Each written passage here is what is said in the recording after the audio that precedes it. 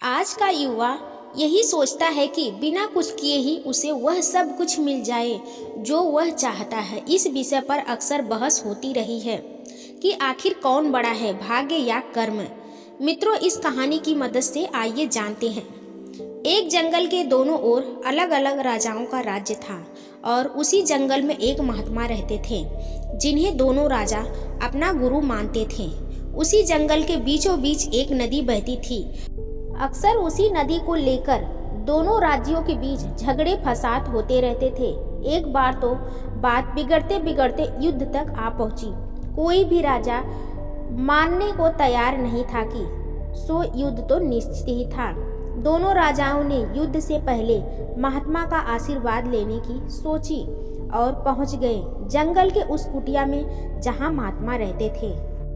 पहले एक राजा आया और उसने महात्मा से युद्ध में विजय का आशीर्वाद मांगा। महात्मा ने कुछ देर उस राजा को निहारा और कहा कि राजन, तुम्हारे भाग्य में जीत नहीं दिखती, आगे ईश्वर की मर्जी। यह सुनकर पहला राजा थोड़ा विचलित हुआ। फिर उसने सोचा कि यदि हारना ही है तो पूरी ताकत से लड़ेंगे, परंतु यूं ही हार नहीं मानेंगे, और अगर हार भी गए तो हार को भी औरों के लिए उदाहरण बना देंगे, परंतु आसानी से हार नहीं मानेंगे। यह निश्चय कर वह वहां से चला गया। दूसरा राजा भी जीत का आशीर्वाद लेने के लिए महात्मा के पास आया। उनके पैर छुए और विजय श्री का आशीर्वाद मांगा। महात्मा ने उसे भी कुछ देर निहारा और कहा कि बेटा, भाग्य तो तुम्हारे साथ ही है। यह सुनकर राजा तो खुशी से भर गया और वापस जाकर निश्चिंत हो गया, जैसे कि उसने युद्ध तो जीत ही लिया हो। युद्ध का दिन आया। दोनों सेना एक दूसरे के आमने सामने थे और युद्ध का बिगुल बज गया। युद्ध प्रारंभ हो चुका था। एक तरफ की सेना यह सोचकर लड़ रही थी कि चाहे किस्मत में हार हो पर हार नहीं मानेंगे, हम अपना सर्वश्रेष्ठ कोशिश करेंगे।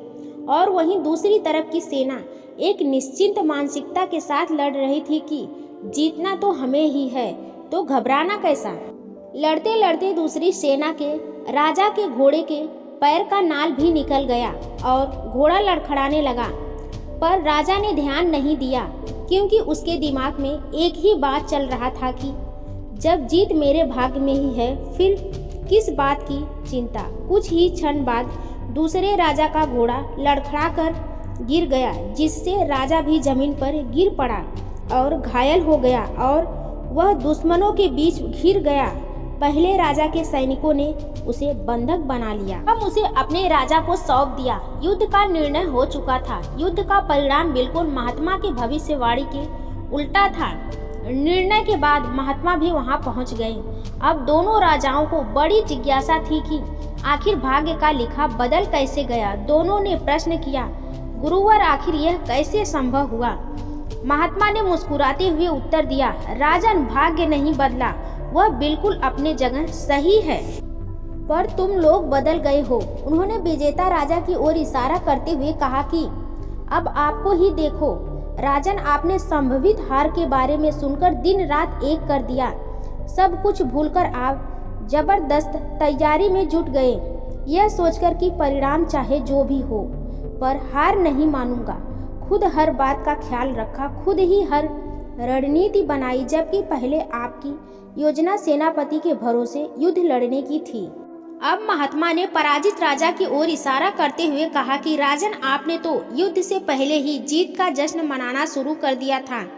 आपने तो अपने घोड़े की नाल तक का ख्याल नहीं रखा। फिर आप इतनी बड़ी सेना को कैसे संभालते और कैसे उनको कुशल नेतृत्व देते। और हुआ वही जो होना लिखा था। उन्होंने ही अपना व्यक्तित्व बदल लिया। फिर बेचारा भाग्य क्या करता।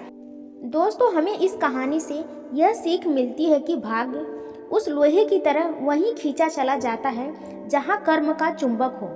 हम भाग्य के अधीन नहीं हैं, हम तो स्वयं भाग्य के निर्माता हैं। यह सत्य है कि भाग्य भी उन्हीं लोगों का साथ देता है जो कर्म करते हैं। किसी खुरदरे पत्थर को चिकना बनाने के लिए हमें उसे रोज घिसना पड़ेगा। ऐसा ही जिंदगी में समझे, हम जिस भी क्षेत्र में हों, स्तर पर हों, हम अपना कर्म करते रहें बिना फल की चिंता किए। दोस्तों, यह कहानी आपको कैसी लगी हमें कमेंट करना ना भूलें। दोस्तों, ऐसे ही बेहतरीन कहानी के लिए हमारे चैनल को सब्सक्राइब करें। मिलते हैं आपसे एक नई कहानी के साथ। धन्यवाद।